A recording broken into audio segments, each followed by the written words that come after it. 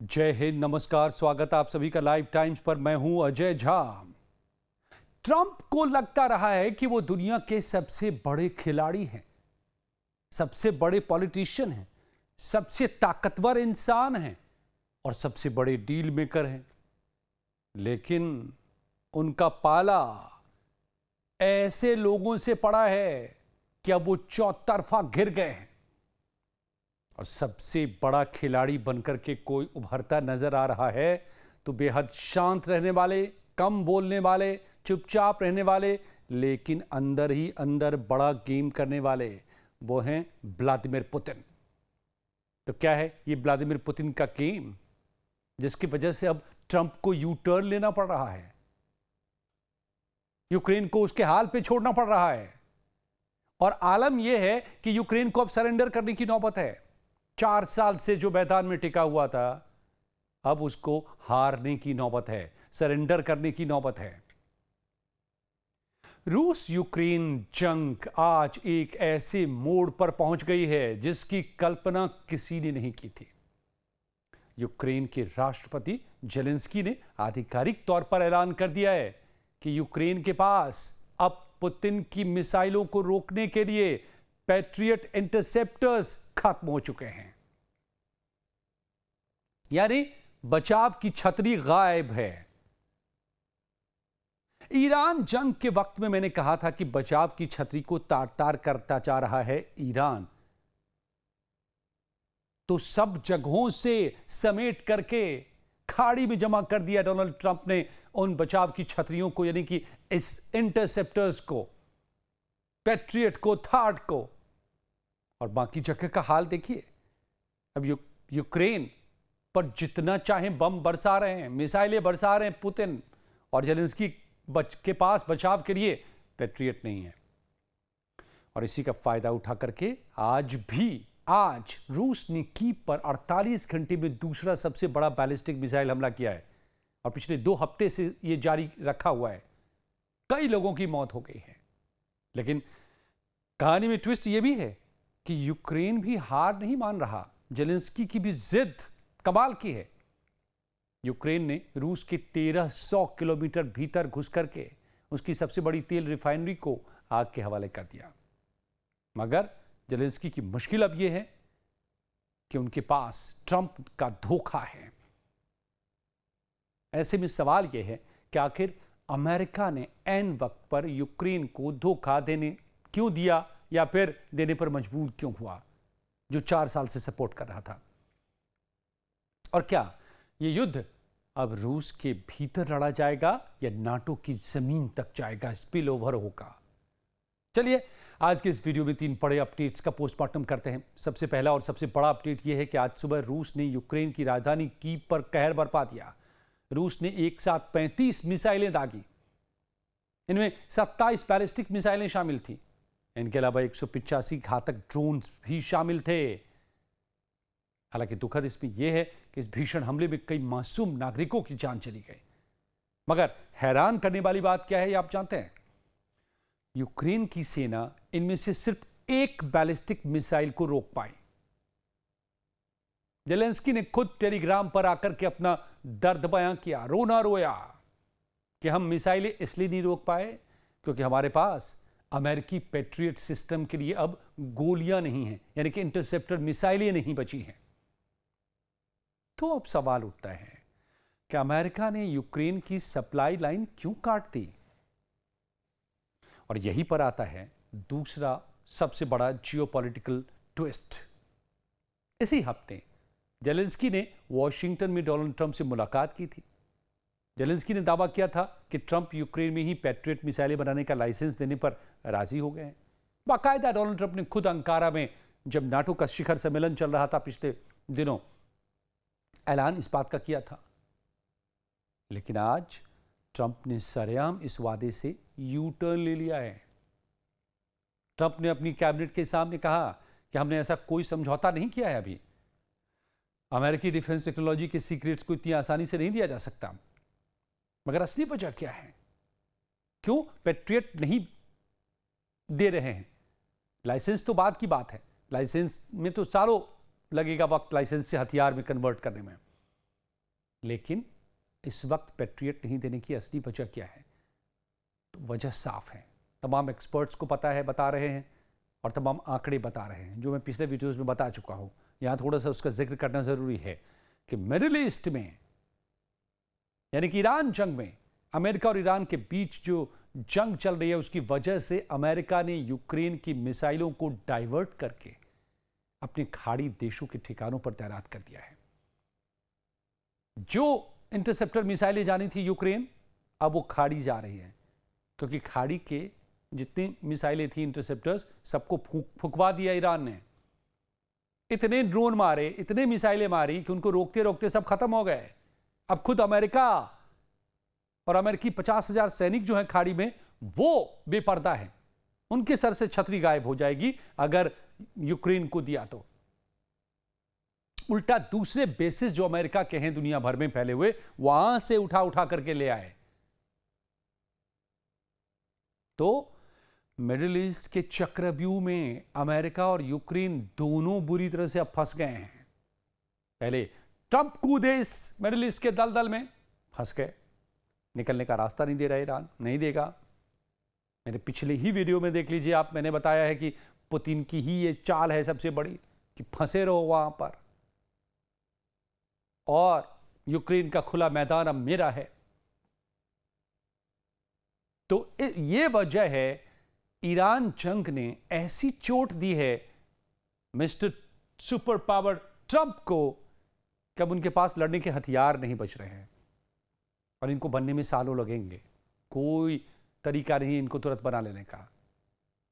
हां, बनाने की रफ्तार को बढ़ाने के लिए फैक्ट्री सेटअप होना शुरू हो गया है यूएस में। बहुत बड़ा सा ऑर्डर भी दे दिया है डोनाल्ड ट्रंप ने, लेकिन डिलीवरी कब मिलेगी? 2030 के बाद। कर लो जंग। और यहां जो छेड़ रखी है जंग 2-2 रूस से और ईरान से, कैसे संभालोगे? इतना भी कैलकुलेशन नहीं था क्या? नहीं, कैलकुलेशन था ना डोनाल्ड ट्रंप का। कैलकुलेशन था कि आएंगे चींटी की तरह, ईरान को मसल देंगे, यूक्रेन में तो जंग लड़ ही रहे। लेकिन ये उनके तमाम ट्रंप के जनरल्स कहते रह गए कि मत, ऐसा नहीं होने वाला, ईरान से जंग जीतना इतना आसान भी नहीं होगा। ट्रंप ने कहा कि तुमको नौकरी करनी है, पद पे रहना है, कि बर्खास्त करो, मैं जो कह रहा हूं सुनो, मैं हूं सुप्रीम कमांडर। और कूद गए, लड़ लिया जंग, अब लो भुगतो, और भुगत रहे। लेकिन इधर जेलेंस्की भी मामूली जिद्दी नहीं है। आज का तीसरा अपडेट सुनिए। यूक्रेन ने रूस को उसी की भाषा में भी जवाब दिया है। यूक्रेन के सुसाइड ड्रोन्स ने बॉर्डर पार करके 1300 किलोमीटर भीतर रूस के बशकोरतोस्तान क्षेत्र में मौजूद 3 सबसे बड़ी लुकोइल तेल रिफाइनरियों को टारगेट कर दिया। मगर यहां कैच ये है कि ये इक्का तुक्का कामयाबी तो मिल रही है ट्रंप को, जेलेंस्की को, क्योंकि पुतिन के पास बहुत स्ट्रांग डिफेंस सिस्टम है। S-400 जो भारत को दिया है, उसका जलवा हमने ऑपरेशन सिंदूर में देखा है। जो तस्वीरों में हम आपको दिखा रहे थे कि लहरें आ रही थी पाकिस्तान की तरफ ड्रोनों की, पाकिस्तान से तुर्की के दिए हुए ड्रोन सारे वो झोंक रहा था, और एक भी जमीन भारत की नहीं छू पा रही थी, सबको आसमान में ही खत्म कर रहे थे। उसमें से बहुत ट्रिपल लेयर हमारा प्रोटेक्शन सिस्टम था, लेकिन सबसे कामयाब जो रहा वो था S-400। किसका है? रूस का है। तो रूस तो डिफेंड कर लेगा अपने आप को जेलेंस्की के हमलों से, लेकिन जेलेंस्की क्या करेंगे? आज सिर्फ एक मिसाइल को इंटरसेप्ट कर पाए, बाकी दर्जनों मिसाइलें बूम बूम अपने टारगेट पर लगी हैं, सारे ड्रोन्स टारगेट पर लगे हैं। तो जेलेंस्की हमला तो कर सकते हैं बीच बीच में, कुछ हमले कामयाब भी हो जाएं, लेकिन मुसीबत अब यह है कि रूसी हमले अब नहीं रोक सकते, उससे अपने आप को बचा नहीं सकते, यूक्रेन को बचा नहीं सकते, क्योंकि यूक्रेन के पास अब बचाव की छतरी उड़ चुकी है। ट्रंप खुद वो छतरी लेकर भाग गए हैं। जो छतरी वो कल तक दे रहे थे, अमेरिका दे रहा था, अब वो छतरी लेकर वो खुद भाग गए। पहले कहा कि हम पैसे नहीं देंगे, यूरोप को कहा कि तुमको लड़ते रहना है, लड़ाते रहना है इसको, तो पैसे तुम दोगे, हम हथियार खरीद के दे देंगे अमेरिका से। लेकिन ईरान में जंग लड़के सारे हथियार खत्म कर दिए, तो अब कहने के पहले हम अपने युद्ध को देखें कि तुम्हारे युद्ध को देखें। ये तो हाल है डोनाल्ड ट्रंप का। पता नहीं, मैं आपको भी हैरानी होगी कभी कि कौन, कैसे कोई ऐसा शख्स हो सकता है जो इतना भी कैलकुलेट करके नहीं चले कि अगर जंग 6 महीने भी खिंच गई ईरान से तो क्या करेंगे। रूस पर भी में भी, यूक्रेन में भी फ्रंट खुला हुआ है।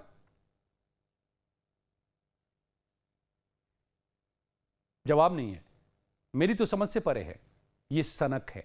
इसलिए मैं कई बार इस शब्द का इस्तेमाल नहीं चाहकर भी करता हूं कि ये मिस्टर ट्रंप की सनक थी जंग की,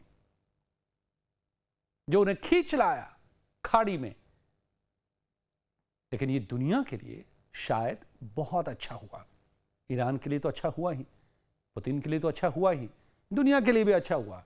ये हेकड़ी, ये बादशाहत, ये टैरिफ, ये रेसिप्रोकल टैरिफ, ये सैंक्शन, इस सबसे शायद निजात मिलने के दिन करीब आ रहे हैं। और यही टारगेट है और यही गेम है पुतिन का। सबसे ज्यादा सैंक्शन पुतिन ने ही झेला है और ईरान ने ही झेला है। तो अब उस सैंक्शन रिजीम को, यानी अमेरिकी ताकत को चकनाचूर करने का गेम खेल रहे हैं पुतिन, और उनके हाथ बड़ी बाजी खुद डोनाल्ड ट्रंप ने अपनी सनक में दे दी ईरान में जंग छेड़ करके। सारे हथियार वहां फूंक गए। और यूक्रेन जो सबसे बड़ी चुनौती है नाटो के लिए, ईरान नाटो के लिए चुनौती नहीं रहा है कभी, लेकिन रूस नाटो के लिए चुनौती रहा है हमेशा। रूस के ही खिलाफ नाटो का गठन किया गया, रूस से ही बचने के लिए नाटो बनाया गया। यानी बहुत इतना बड़ा गठबंधन, पूरा यूरोप और अमेरिका जिसका हिस्सा है। और अब उसी रूस से जंग लड़ने के लिए हथियार नहीं हैं, तो चले थे इजराइल को बचाने मिस्टर ट्रंप। अब खुद के सिर पर बात आ रही है। तो लौटते हैं यूक्रेन। रूसी हमलों को हवा में ही मार गिराने वाले इंटरसेप्टर्स मिसाइलें खत्म हैं। तो सवाल यह है कि हु विल विन, कौन अब इसमें जीतेगा या हारेगा। तस्वीर तो बहुत साफ है। आज के ये 3 अपडेट्स बताते हैं कि ये जंग केवल अब फ्रंट लाइन की नहीं रह गई है, अब कौन कितनी देर तक अपने आप को बचा सकता है। एक तरफ यूक्रेन के पास हथियारों की कमी है, हमले के हथियार हैं तो डिफेंस यानी कि बचाव के हथियार खत्म हैं, पेट्रियट इंटरसेप्टर मिसाइलें खत्म हैं, थर्ड इंटरसेप्टर्स मिसाइलें खत्म हैं। तो मतलब है कि पुतिन यूक्रेन में आज जहां चाहे हमला कर सकते हैं, जिस टारगेट को चाहे तबाह कर सकते हैं, और कर रहे हैं। वो मैंने बताया आपको, कहर ढा रहे हैं।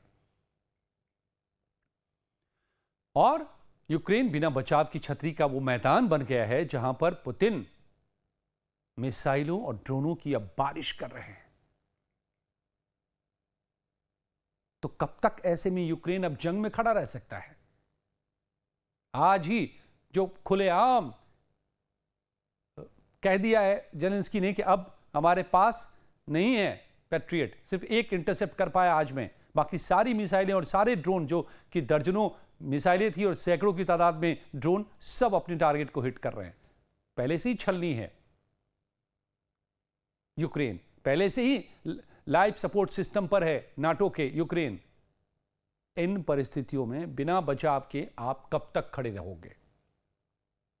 और ऐसे ही मौके पर पुतिन अब कहर बरपा रहे हैं।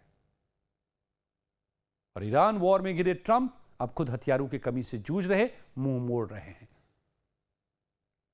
और उधर रूस को देखिए, नॉर्थ कोरिया से फौज के दस्ते, 30,000 फौज और मिसाइलों के खेप रूस पहुंच रहे हैं। चीन रूस के साथ पहले से खड़ा हो चुका है अब, क्योंकि उसे भी अमेरिका को हराना है। तो दुश्मन का दुश्मन दोस्त, भले रूस से खानदानी बगावत रही हो चीन की, लेकिन आज चीन और रूस इकट्ठे हो गए हैं, क्योंकि दोनों का दुश्मन कॉमन हो गया, वेस्ट, नाटो, पश्चिम अमेरिका। तो असल में रूस यूक्रेन की जंग अब क्रिंक नाटो की जंग में बदल चुकी है। मैं जो आपको क्रिंक का मतलब कई बार बता चुका हूं। क्रिंक मतलब चीन, रूस, Iran, north, CRINK, China, Russia, Iran, north Korea, ये चारों अब एक पेज पर है, एक साथ लड़ रहे हैं दोनों जंग को। ईरान में भी ईरान को सप्लाई कर रहा है रूस अपने हथियार। जेलेंस्की ने ही खुलासा किया है, मैंने पिछले वीडियो में डिटेल में इसमें बताया है। रूस में बने हथियारों का इस्तेमाल कर रहा है ईरान, ड्रोनों का इस्तेमाल कर रहा है ईरान, रियल टाइम इंफॉर्मेशन दे रहा है सैटेलाइट से रूस ईरान को टारगेट हिट करने के लिए। और ईरान अपने हमलों से सारे हथियार खत्म करवा के अमेरिका को बेपर्दा कर रहा है, यूक्रेन को बिना डिफेंस का बना दिया है। और साथ में नॉर्थ कोरिया जुट चुके हैं और चीन जो गेम कर रहा है वो मैं आपको बार बार बताता रहा हूं। अपने हथियार भेज रहा है, अपने हथियारों में इस्तेमाल, ईरान के हथियार में इस्तेमाल होने वाले कंपोनेंट्स भेज रहा है रूस को भी और ईरान को भी। 80% रूस को जो जा रहा है ड्यूअल यूज का सामान जिनका हथियारों में इस्तेमाल होता है, चीन भेज रहा है और ईरान को भी भेज रहा है। बाइडू नेविगेशन सिस्टम से इंटीग्रेट कर चुका है ईरानी मिसाइलों को। तो कुल मिलाकर के आप तस्वीर देखिए कि चीन, रूस, ईरान और नॉर्थ कोरिया की तो फौज और मिसाइलें सब पहुंच रही हैं रूस में। ये सब एक साथ दोनों मोर्चे पर लड़ रहे हैं। दोस्तों, बहुत ही गंभीर परिस्थिति है ये। ऐसा नहीं हुआ इतिहास में कभी अब तक कि ये 4 देश इकट्ठे होकर के सीधी चुनौती नाटो को दे रहे हों। और नाटो इतना लाचार कभी नजर नहीं आया इतिहास में। पहली बार नाटो की कमजोरियां कलई खुलकर सामने आ रही है। तो ये जंग अब नाटो वर्सेस यूरोप और अमेरिका का हो चुका है, नाटो वर्सेस क्रिंक का हो चुका है। ऐसे में बिना अमेरिकी हथियारों के कब तक जेलेंस्की पुतिन से युद्ध लड़ेंगे, जबकि पुतिन की तैयारी लंबे जंग की है। खुद जेलेंस्की ने कल ही बताया है कि जानबूझकर पुतिन जंग को लंबा खिंचवा रहे हैं, ईरान में भी और यूक्रेन में भी। तो साफ है कि बहुत दिनों तक यूक्रेन अब इस जंग में खड़ा नहीं रह सकता। देर सवेर जेलेंस्की को अब सरेंडर करना ही पड़ेगा। आपको क्या लगता है? क्या आपको भी लगता है कि अब यूक्रेन का या तो खात्मा हो जाए या सरेंडर करना पड़े? ये तय है। अपनी राय बताइए हमें। क्या अमेरिका द्वारा हाथ खींचने के बाद यूक्रेन इस जंग में टिक पाएगा या सरेंडर करना अब जेलेंस्की की नियत है? राय बताइएगा दोस्तों। और यह जानकारी कैसी लगी ये भी जरूर बताइएगा। अगर वीडियो पसंद आई हो तो लाइक और शेयर जरूर दीजिएगा, इससे हमें मदद मिलेगी। Thank you so much.